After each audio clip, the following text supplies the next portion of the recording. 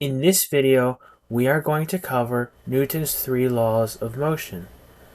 In theory, with the correct application of these three laws, you can solve any problem within the framework of classical mechanics. Of course, in practice, the application of these three laws can lead to very difficult mathematical problems to solve, if not impossible. Regardless, these three laws are extremely powerful. The first law says this: if no net force acts on an object, then it will not accelerate. Its velocity stays the same. For example, imagine a box in free space.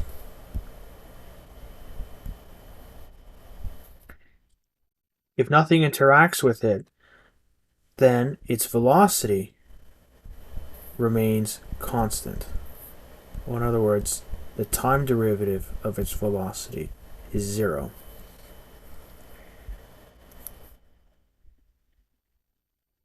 The second law states F equals ma. It gives you a kind of recipe for what a force is. It tells you that a force is equal to a mass times acceleration. There are other ways to write this. First, we can include an arrow to indicate a vector. A vector just means that this equation really represents three different equations.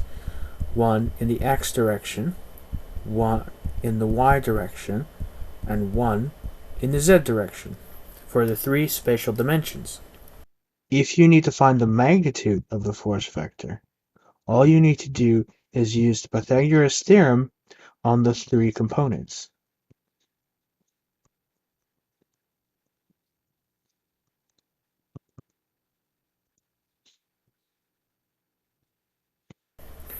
You can also write this as a time derivative.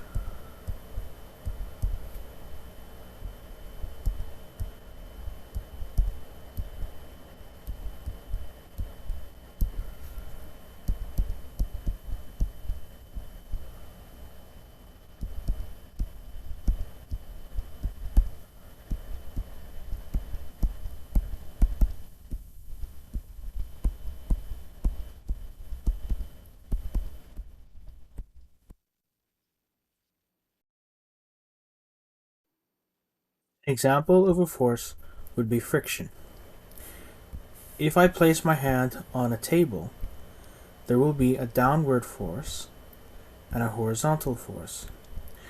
My hand may not slide along the table though, because there's a frictional force opposing the motion. In general, a frictional force is going to be a parallel force to the surface proportional to the force perpendicular to the surface. And we typically write it as F is equal to some coefficient times the normal force. We might use the subscript S to represent a static coefficient or a kinetic coefficient. Static friction, for example, would be the kind of force between a car wheel and the road surface. As long as the car is in sliding, there is static friction between the wheel and the road. If it was sliding, however, that would be kinetic friction. Tension is a force that is directed axially along perhaps a cable or a chain link or a rope.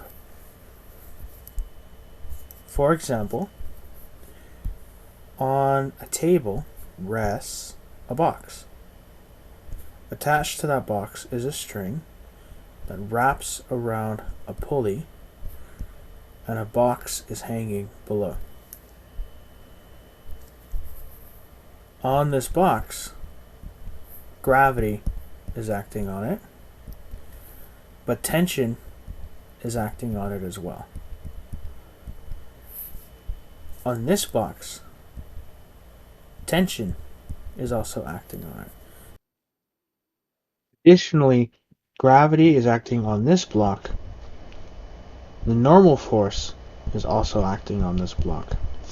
And there's a frictional force, which is proportional to the normal force, which will be acting in this direction. The last force I'll describe is gravity. Gravity may be written like this.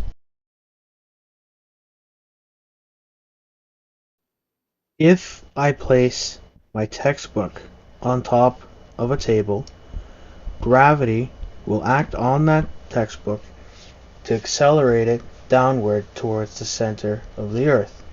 Or if I were looking at a planet and moon system, gravity is the force of attraction between the Earth and its moon, or a planet orbiting around a sun. The classical theory of gravity is called Newton's law of universal gravitation and is based on classical notions of space and time. The current model of gravity is Einstein's general relativity, which is based upon special relativity, which is also a theory of space and time. Finally, the third law: when an object A interacts with object B through a force, there is a force acting on object A by B that is equal in magnitude and opposite in direction. This law is often summarized as reaction-reaction. For example, if I place my hand on a wall and push on the wall, I am applying a force on the wall, and the wall is applying an equal but opposite force on my hand. Consider a box sitting on a table. Gravity acts on the box, and the table exerts a normal force on the box. However, this is not an example of an action-reaction pair, as both the normal force and the gravitational force are both acting on the box. These three laws may seem simple. However, these three laws, as stated in the beginning of this video, are, in theory, with the correct application of these three laws, you can solve any problem within classical mechanics. Thank you for watching my video, and if you enjoyed it, feel free to give it a like and subscribe for more content.